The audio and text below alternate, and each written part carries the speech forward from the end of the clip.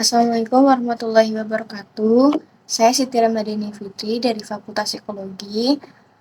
Saya di sini akan mempresentasikan review buku yang berjudul Pendidikan Agama Islam di Perguruan Tinggi. Saya akan menjelaskan di bab 1, yaitu Agama Islam dalam Pengembangan Manusia Seutuhnya dan Sarjana Muslim yang Profesional. Yang pertama, saya akan menjelaskan identitas buku. Judul Pendidikan Agama Islam untuk Perguruan Tinggi.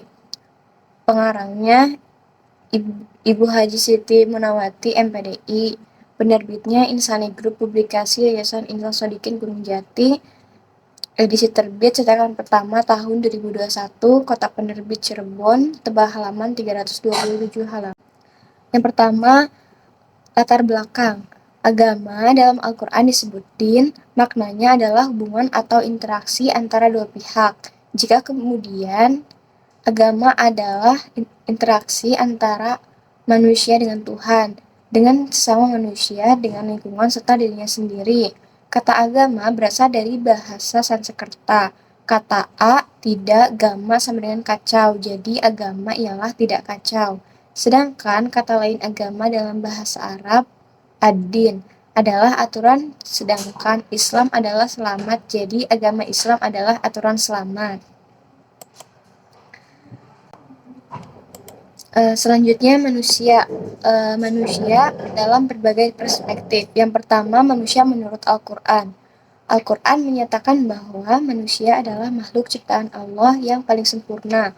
Manusia dianggap sebagai khalifah wakil Allah di bumi. Ini berarti manusia diberi tanggung jawab oleh Allah untuk menjaga bumi, merawatnya, serta menggunakan sumber daya alam dengan bijak. Menurut filosofis, menyatakan bahwa manusia adalah makhluk rasional yang cenderung mencari pengetahuan dan kebijaksanaan. Bahwa manusia adalah makhluk rasional yang cenderung mencari pengetahuan dan kebijaksanaan. Budaya. Menurut budaya, berbagai budaya memiliki pandangan yang berbeda tentang manusia. Nilai, norma, dan harapan sosial dapat mempengaruhi cara manusia melihat diri mereka sendiri dan orang lain. Selanjutnya, potensi manusia. Potensi manusia dijelaskan dalam Al-Quran antara lain melalui kisah Adam dan Siti Hawa yang terekam dalam Al-Quran surat Al-Baqarah ayat 30-39.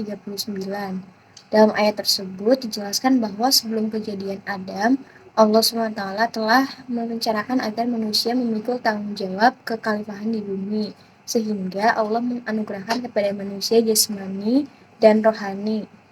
Agama yang bersumber dari Tuhan dan syarat dengan ajaran dan nilai-nilai fundamental yang menjadi pegangan hidup bagi manusia ternyata tidak dapat lepas dari persoalan interpretasi yang pada gilirannya memunculkan keberagaman pandangan.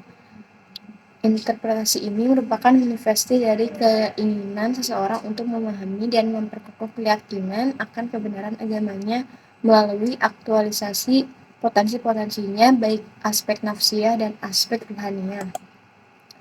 Aspek ruhaniyah adalah keseluruhan potensi luhur psikis manusia yang memancar dari dimensi.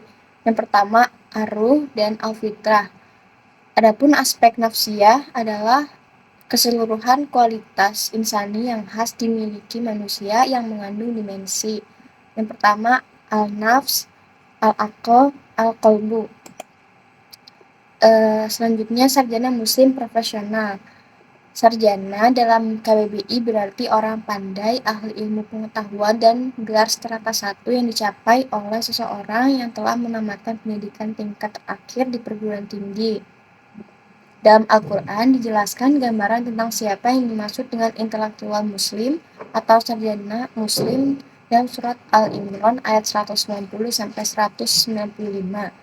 Di antaranya, gambaran tersebut yakni pertama, berzikir dan mengingat Tuhan dalam segala situasi dan kondisi. Kedua, memikirkan atau memerhatikan fenomena alam raya yang pada saatnya memberi manfaat ganda, yaitu memahami tujuan hidup dan kebesaran Tuhan, serta memperoleh manfaat dari rahasia alam raya untuk kebahagiaan dan kenyamanan hidup duniawi.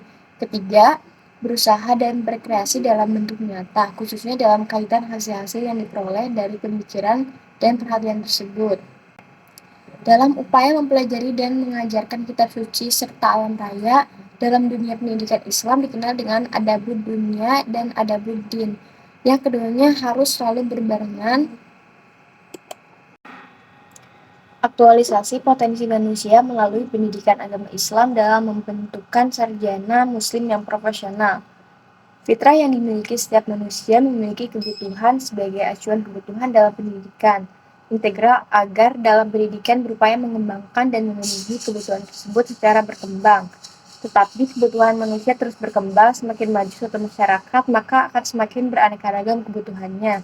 Kebutuhan pokok manusia antara lain kebutuhan biologis, kebutuhan psikis, kebutuhan sosial, kebutuhan agama, dan kebutuhan pedagogis. Berdasarkan kebutuhan-kebutuhan manusia di atas, jelaslah bahwa sangat pentingnya pendidikan bagi manusia untuk memenuhi kebutuhannya dan dalam pengembangan potensi dirinya. Manusia memerlukan pendidikan dalam tatanan kehidupan masyarakat dan upaya pewarisan nilai kebudayaan antara generasi tua kepada generasi muda dengan tujuan agar nilai hidup masyarakat tetap berlanjut dan terpelihara. Nilai-nilai tersebut meliputi nilai intelektual, seni, politik, ekonomi, dan sebagainya. Kehidupan manusia sebagai individu memiliki kecenderungan untuk dapat mengembangkan potensi-potensi yang ada dalam dirinya seoptimal mungkin. Hal ini manusia membutuhkan suatu sarana pendidikan. Dalam konteks ini, tujuan pendidikan agama dirumuskan untuk pendidikan agama Islam, maka tujuannya adalah membantu terbinanya sarjana muslim dapat memantapkan iman dan keyakinannya kepada Allah dan agama Islam yang dipeluknya, pemahaman dan pengertiannya tentang asas nilai dan norma agama Islam untuk disiplin ilmunya meningkat dan sikap toleran pada kehidupan sosial.